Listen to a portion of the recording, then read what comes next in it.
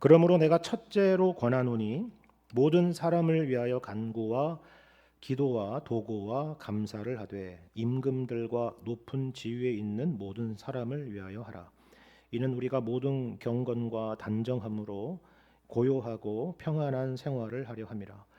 이것이 우리 구주 하나님 앞에 선하고 받으실 만한 것이니 하나님은 모든 사람이 구원을 받으며 진리를 아는 데에 이르기를 원하시느니라. 하나님은 한 분이시요 또 하나님과 사람 사이의 중보자도 한 분이시니 곧 사람이신 그리스도 예수라. 그가 모든 사람을 위하여 자기를 대속물로 주셨으니 기약이 이르러 주신 증거니라. 이를 위하여 내가 전파하는 자와 사도로 세움을 입은 것은 참말이요 거짓말이 아니니 믿음과 진리 안에서 내가 이방인의 스승이 되었노라. 아멘. 우리가 보통 교회에 대해서 생각할 때 어떤 완벽한 모습을 기대하고는 하지만 실상을 들여다보면 그렇지 못한 부분들이 있어서 우리가 실망할 때가 참 많이 있죠. 제가 새가족 교육 중에 항상 드리는 말씀이 있는데요. 그게 뭐냐면 뭐 저희 교회에 처음 와서 신앙생활을 시작하는 분도 계시지만 이 지역으로 이사를 오시거나 교회를 찾는 가운데서 저희 교회에 등록하신 분들도 계신데 정말 저희 교회 등록하게 되면은 뭔가 큰 마음을 먹고 또 기도를 또 하면서 새로운 교회에 등록하기로 마음에 결심해서 그렇게 등록하는 거 아닙니까? 그리고 처음에 교회를 오면은 특별히 이 새가족부에 봉사하시는 분들이 이분의 정착을 돕기 위해서 정말 마음도 많이 쓰시고 기도하시고 또 여러 가지로 살피게 되는 것입니다. 그렇죠? 이게 얼마나 좋은 일입니까? 이전에 받아보지 못했던 환대입니다. 그러면 야, 이 교회는 정말 좋은 교회구나. 사람들의 얼굴에 이처럼 천사 같은 미소가 가득하고 따뜻하고 친절한 사람이 또 어디 있을까? 이런 생각을 하면서 교회에 대한 좋은 인상을 이렇게 갖게 되죠. 근데 시간이 좀 지나면 어떻습니까? 처음에는 안 보였던 것들이 하나 둘씩 보이기 시작하는 것이죠. 시간이 더 지나서 교회에 더 깊숙이 들어오게 되면은 교회에 있는 여러 가지 문제들도 이제 하나 둘씩 보이게 되고 또 누군가에게 상처를 받게 되기도 하는 것입니다. 그럼 어떻게 해요? 이 교회도 내가 찾던 그 이상적인 교회가 아니구나. 그렇게 생각하면서 실망을 하게 되고 그리고 또 다른 완벽한 교회는 없을까 하고 찾아 나설 생각을 하는 것입니다. 그래서 제가 새가족 교육을 하면서 그런 말씀을 드려요. 이 땅에서는 우리가 기대하는 그런 완벽한 교회란 없습니다. 만일에 우리 교회는 완벽한 교회다. 우리 교회 모든 성도들은 모두 다 완벽하다. 세상에 없는 교회다. 만약에 그렇게 말하는 교회가 있다라고 한다면 그런 교회는 틀림없이 100% 이단이나 사입일 것입니다. 이렇게 말씀을 드리죠. 그래서 미혹되지 말라고 말씀을 드립니다. 왜 그렇겠습니까? 첫 번째 이유는 우리가 모두 다 연약한 죄인이기 때문입니다. 물론 우리 중에 누구라도 예수 그리스도를 구주로 믿는다면 우리는 하나님의 자녀가 됩니다. 의인이 되고 성도가 되죠. 우리가 그런 사람이라고 우기는 것이 아니라 성경이 우리에게 그렇게 말씀하고 있기 때문입니다. 하나님이 우리를 의롭다 칭하셨기 때문이죠.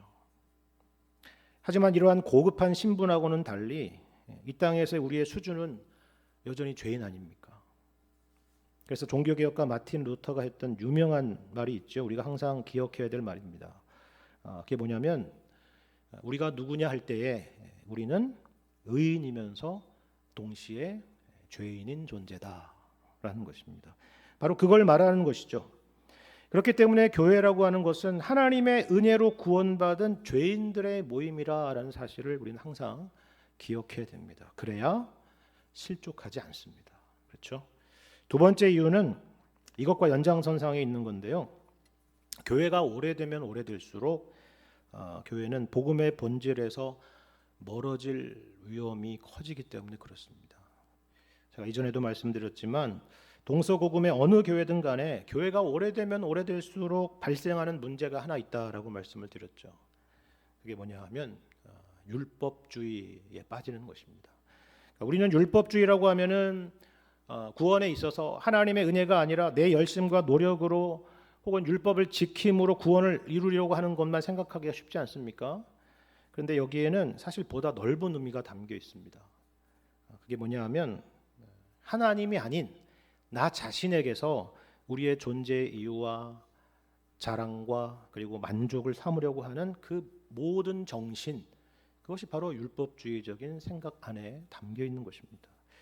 그럼 예를 들어서 오늘 본문에 이 디모데전서에 등장하는 디모데전서 전체에 등장한 여러 내용들만 여러분 살펴봐도 당시에 이 디모데가 사역했던 이 에베소 교회가 시간이 점차 지나면서 이러한 문제에 빠졌다는 것을 우리가 알 수가 있죠. 먼저 우리가 지난번 1장에서 본 것처럼 사람들이 율법을 주신 하나님의 본래의 의미도 알지 못한 채 율법의 선생이 되어서는 자기의 지식 자랑을 하고 있었습니다. 그리고 또 우리가 다음 주에 보겠지만 2장 9절과 10절을 여러분 보시면 예를 들면 이런 내용이 있지 않습니까? 이 디모데전서 2장 9절과 10절입니다. 또 이와 같이 여자들도 단정하게 옷을 입으며 소박함과 정절로서 자기를 단장하고 따은 머리와 금이나 진주나 값진 옷으로 하지 말고 오직 선행으로 하기를 원하노라. 이것이 하나님을 경외한다 하는 자들에게 마땅한 것이니라 라는 말씀이에요. 여러분 이 말씀을 보시면 당시에 이 에베소 교회 여인들에게 무슨 문제가 있었는지 짐작할 수 있지 않습니까? 그렇죠? 여인들이 화려한 치장으로 자기 과시를 했던 것입니다. 여러분 이 말은 우리가 항상 허름한 옷을 입고 다녀야 된다는 얘기가 아닙니다. 가난한 척을 하라는 얘기도 아니에요. 문제는 그것으로 내가 이 정도 되는 사람이야 라고 하면서 그렇게 외모를 통해서 자신을 높였다라는 것입니다. 여러분 이것만이 아닙니다. 교회의 직분자들의 모습에서는 그리스도의 성품을 찾아보기가 힘들었고 교회의 영적 질서는 무너지고 있었습니다. 그리고 성도들은 모두 다 돈을 향해서 달려가고 있었죠.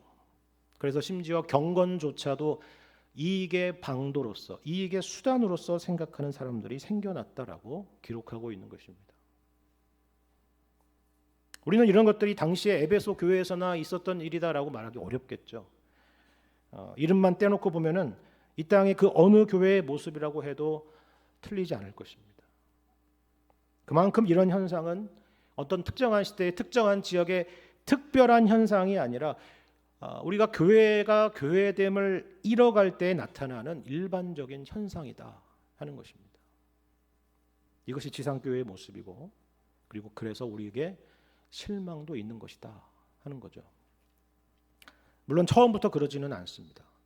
교회가 오래되면 오래될수록 그렇게 흘러갈 가능성이 커지는 것입니다.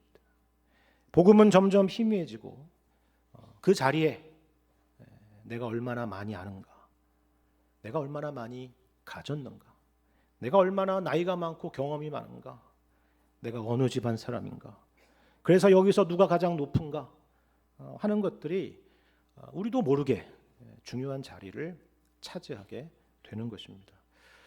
흥미로운 것은 우리가 요한계시록 2장 말씀을 보면요, 예수님께서 바로 이 에베소 교회를 책망하는 말씀이 있는데요. 거기서 뭐라고 예수님이 특별히 꾸짖으시느냐 하면은 너희가 너의 처음 사랑을 버렸다라는 겁니다. 여러분 처음 사랑을 버렸다는 것이 무슨 말일까요?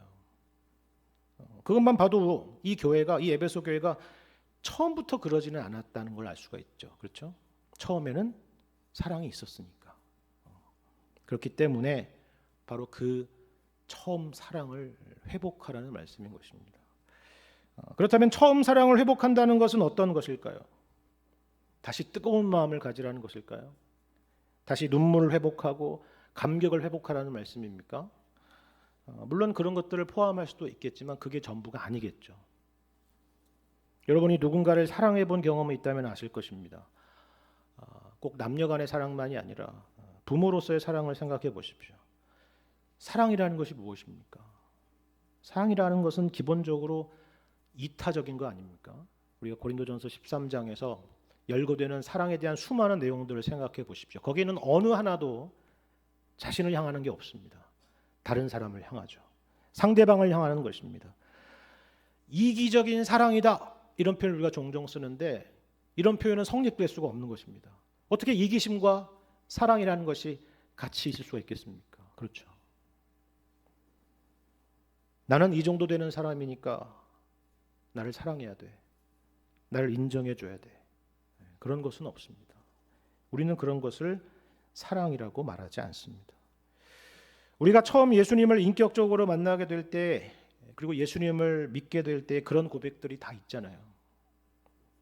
이 세상의 그 어떤 것보다도 주님보다 소중한 것은 없습니다. 내가 가진 그 어떤 것도 주님과 바꿀 수는 없습니다. 그런 찬송도 있고 실제로 그것이 우리의 고백이었던 것입니다. 여러분, 삭개오를 생각해 보십시오. 그물을 버려두고 예수님을 따랐던 갈릴리의 제자들을 생각해 보세요. 귀한 향유 옥합을 깨트렸던 여인을 생각해 보십시오. 모두 다 그걸 보여주고 있지 않습니까? 우리가 모든 것을 다 버리고 주님을 따라야 된다라는 그런 의미가 아니라 그게 바로 사랑이니까요. 이는 그의 사랑함이 많음이라. 그 예수님의 말씀이었습니다.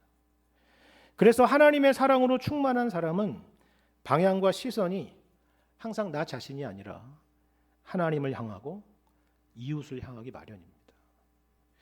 그래서 믿지 않는 사람들이 우리를 볼 때에 저 사람이 진짜로 믿는 사람인가 아니면 그저 종교 생활을 하는 사람인가 하는 것을 대번에 알아볼 수 있는 한 가지 중요한 특징이 있습니다. 그게 뭘까요? 사랑이라는 것입니다. 사랑.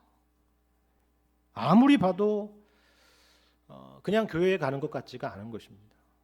그저 뭐 복 받으려고, 복을 빌려고 교회를 가는 것 같지도 않고, 그렇다고 친구 따라 강남 간다고 뭐 친구들 만나려고 그냥 가는 것 같지도 않은 거예요. 그런 식으로 교회에 다닌 것 같지가 않은 거예요. 처음에는 의심의 시선으로 바라보다가 나중에는 뭔가가 있긴 있는 것 같다. 누군가가 분명히 계시는구나. 그렇지 않고서 어떻게 저럴 수 있을까?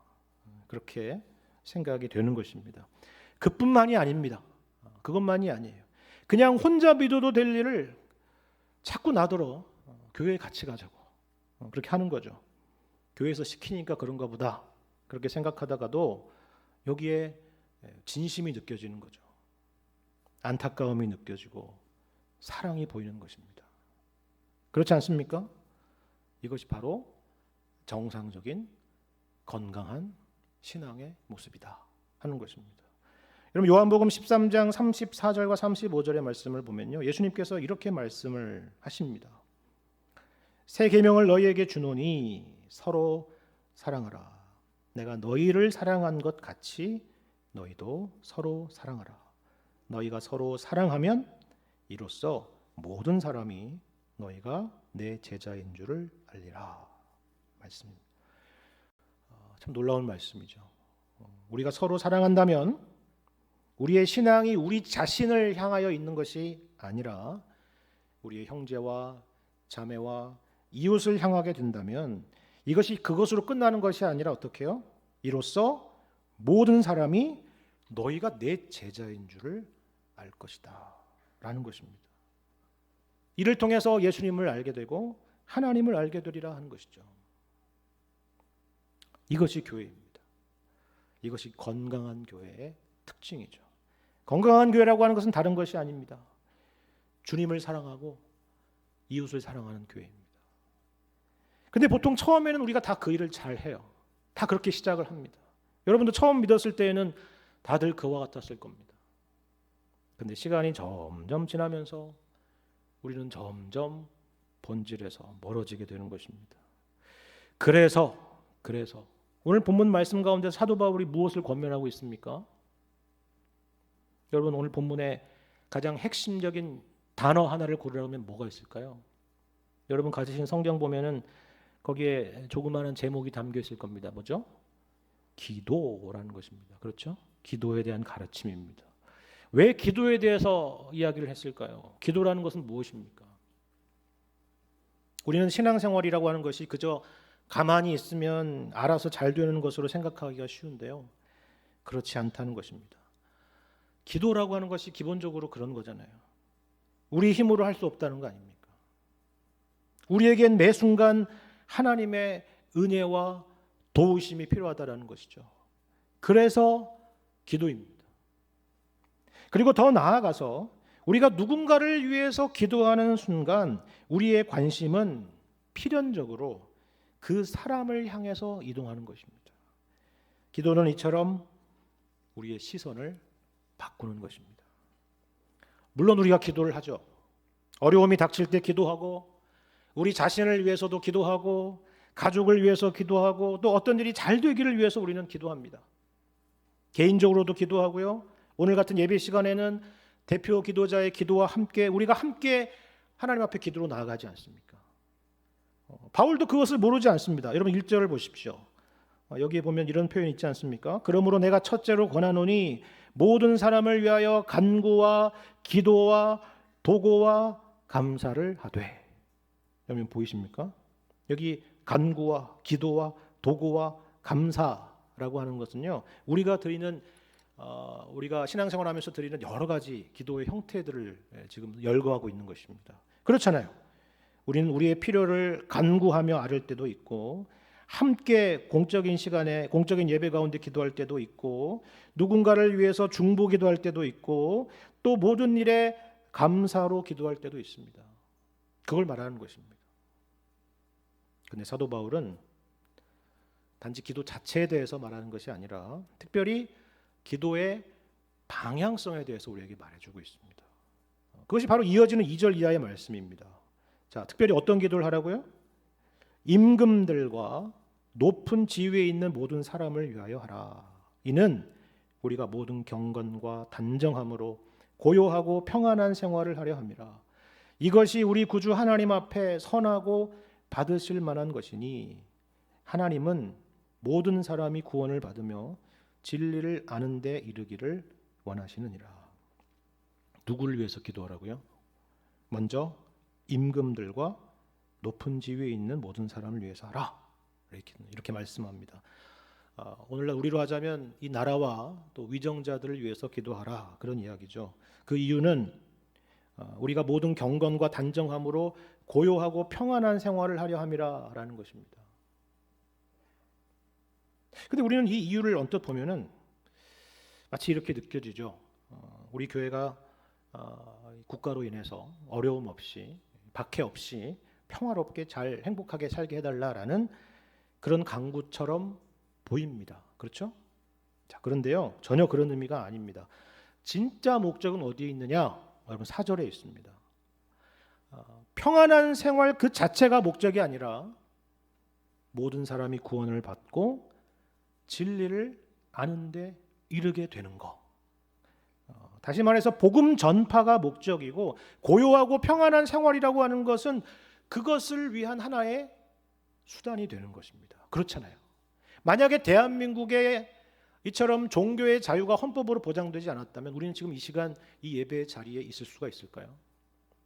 우리는 밖에 나가서 복음을 전할 수 있을까요? 그렇지 못하죠. 제가 기억하기로는, 요즘은 모르겠지만 옛날 북한의 헌법에는 이런 표현이 있다고 들었습니다. 모든 인민은 신교의 자유는 있으나 포교의 자유는 없다. 여러분, 이게 종교의 자유가 있다는 거예요, 없다는 거예요? 믿는 자유는 있지만 전할 자유는 없다. 로마서 말씀이 있잖아요. 전파하는 자가 없이 어찌 듣겠습니까? 그렇죠? 그만큼 우리가 나라를 위해서, 위정자들을 위해서, 교회의 평안을 위해서 간구하는 것은 중요하다, 그런 말입니다. 이렇게 말씀드리면 어떤 분은 이런 오해를 해요. 오히려 박해와 같은 그런 어려운 상황 속에서 복음이 더 선명하고 분명하고 잘 증거되는 거 아니냐. 교회가 평안하고 부요하고 안정적이게 되면은 오히려 교회는 타락하는 것이 아니냐. 그걸 역사에서 우리가 볼 수 있지 않느냐. 그렇게 말합니다. 물론 무엇을 말씀하시는지 잘 알고 있습니다. 그런 부분도 있죠. 초대 교부였던 터툴리안도 그런 말 하잖아요. 순교의 피가 교회의 씨앗이다. 그렇죠? 기억하실 것입니다. 그래서 교회는 자고로 어려워야 되고, 고난이 있어야 되고 그리고 박해가 있어야 된다라고 생각하는 사람들이 있습니다. 그러면 제가 그분에게 그렇게 묻죠. 그러면 성도님의 신앙이 더 순수해지고 복음에 더 열정적일 수 있도록 제가 성도님과 성도님의 가정에 하나님께서 큰 어려움을 주시도록 그렇게 기도할까요? 그럼 뭐라고 답할까요? 예, 그렇게 기도해 주십시오라고 얘기하는 사람 제가 단 한 번도 본 적이 없습니다. 당연히 펄쩍 뛰겠죠. 말도 안 되는 이야기라고 할 것입니다. 그렇죠? 우리가 오해해서는 안 되는 것이 교회사적으로 봐도 그래요. 무슨 수학 공식처럼 순교의 피가 교회의 씨앗이 되었던 것은 아닙니다. 항상 그랬던 것이 아니에요. 하나님께서 그런 박해 가운데서도 박해에도 불구하고 하나님의 복음이 증거되게 하셨다라는 그런 하나님의 놀라운 일하심에 대한 고백이지 그것을 주어야 된다라는 이야기가 아니다라는 것입니다. 여러분 멀리 볼 게 어디 있어요? 북한을 보십시오. 여러분 평양이라고 하는 것은 한때 동방의 예루살렘이라고 불렸던 도시 아닙니까? 대한민국의 장로교 신학교가 제일 먼저 세워졌던 곳이 거기 아니에요? 근데 이후에 얼마나 많은 사람들이 순교를 당하고 박해를 받았습니까? 그렇다면 공식으로 하자면 지금은 곳곳마다 북한 땅은 교회로 가득 차야 되지 않습니까? 하지만 현실은 정반대죠. 세계 여러 강경 무슬림 국가들은 또 어떻습니까? 아프리카에 내전 중인 국가들은 또 어떤가요?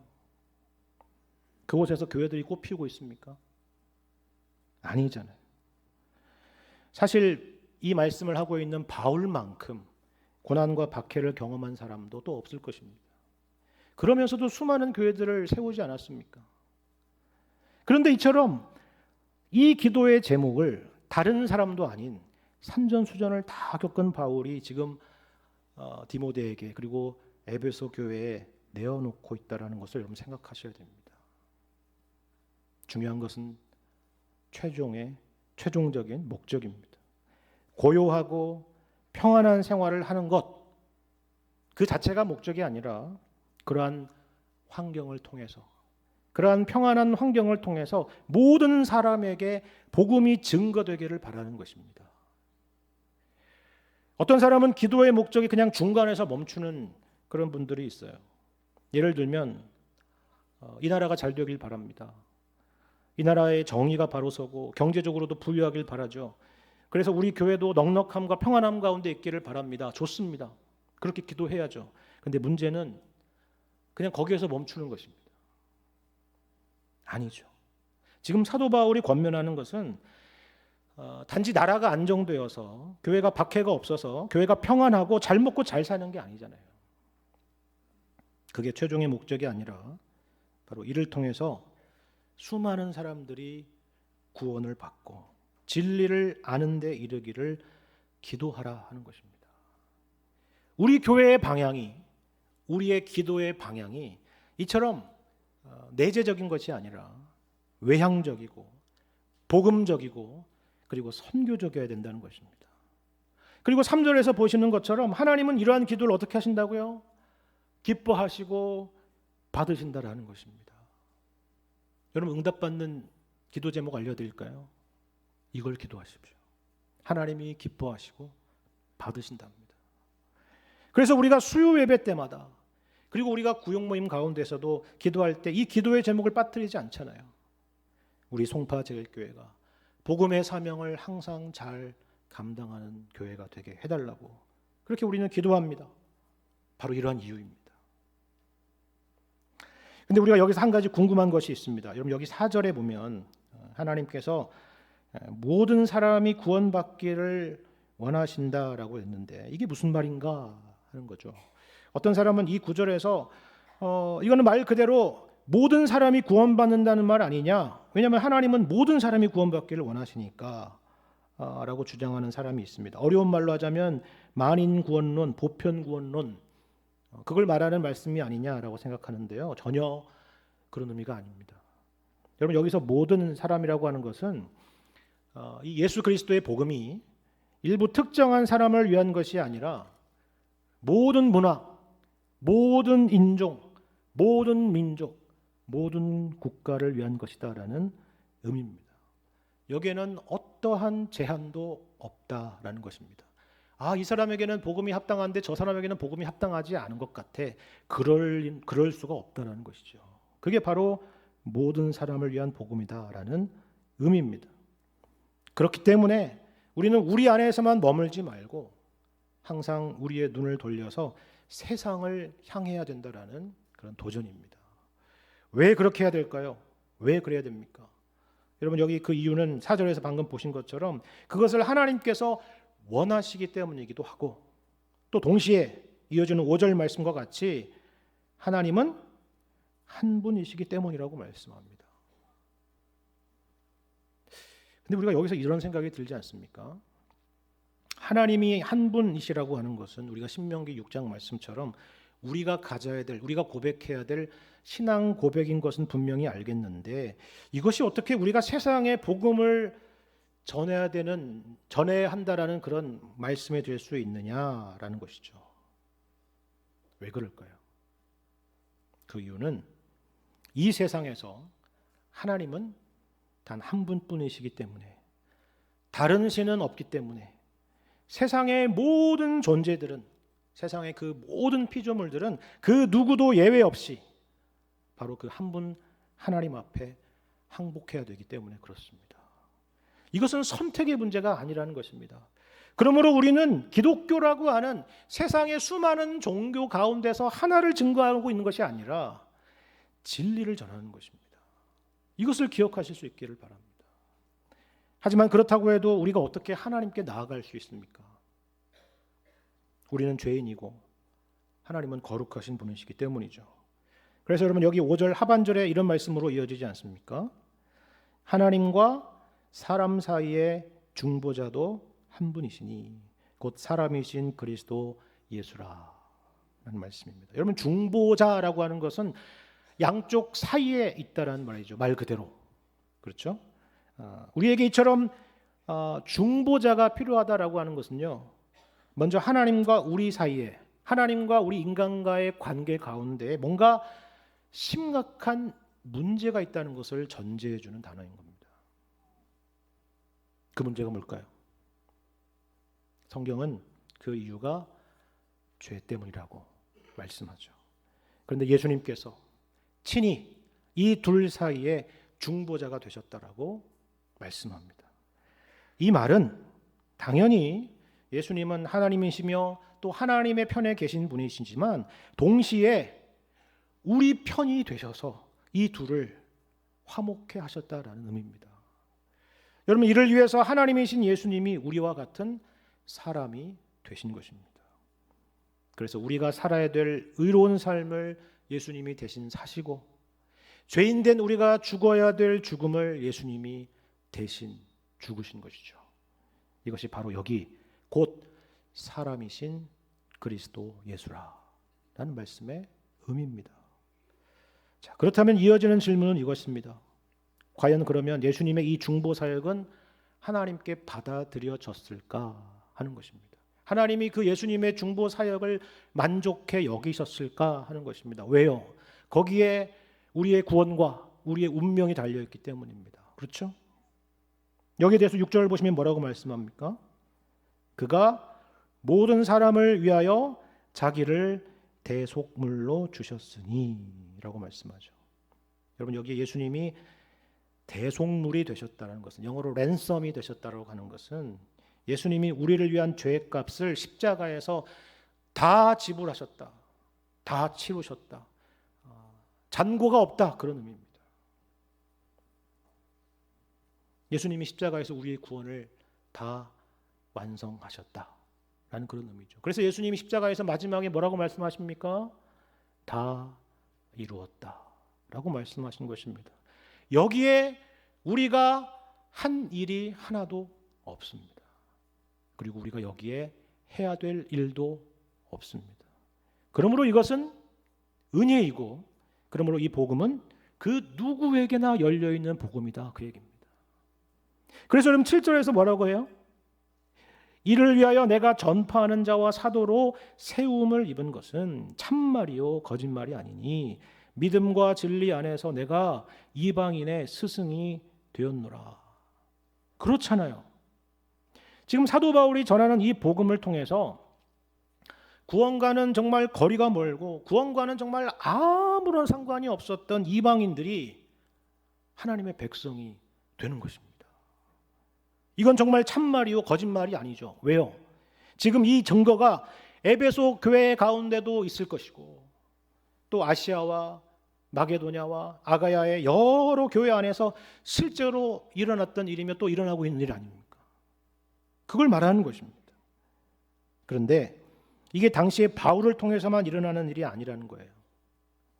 모든 사람이 우리가 전하는 복음을 통해서 예수님을 알게 되고 믿게 되고 그리고 구원을 얻는 일들이 지금 이 시간까지도 얼마든지 일어나고 있다는 것입니다.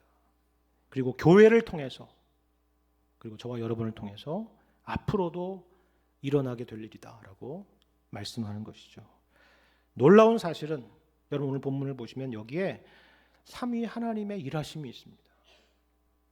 여러분 먼저 4절을 다시 보시면 아시는 것처럼 성부 하나님께서는 모든 사람이 구원받는 것을 원하십니다. 그렇죠? 그리고 5절과 6절에서 보는 것처럼 성자 예수님께서는 그 일을 위해서 이 땅의 중보자로 오셨고 친히 모든 사람을 위한 대속물이 되셨죠. 그리고 방금 7절에서 보는 것처럼 성령 하나님께서는 바울과 같은 사람을 세워서 모든 사람에게 이 복음을 증거하게 하시는 것입니다. 이것이 곧 교회의 사명입니다. 그래서 오늘 말씀은 우리가 이를 위해서 기도해야 된다는 것입니다. 교회가 앞으로도 이 일을 언제든 멈추지 않아야 된다라는 것이죠. 사실 사도 바울이 이런 기도를 명하는 이유가 바로 이거예요. 앞서서 말씀드린 것처럼 교회가 오래되면 오래될수록 교회가 건강을 잃어가면 잃어갈수록 교회든 그 교회 안에 있는 우리의 신앙의 내용이든 간에 항상 어디를 향하게 되느냐면요, 우리 자신들을 향합니다. 내재적이 됩니다.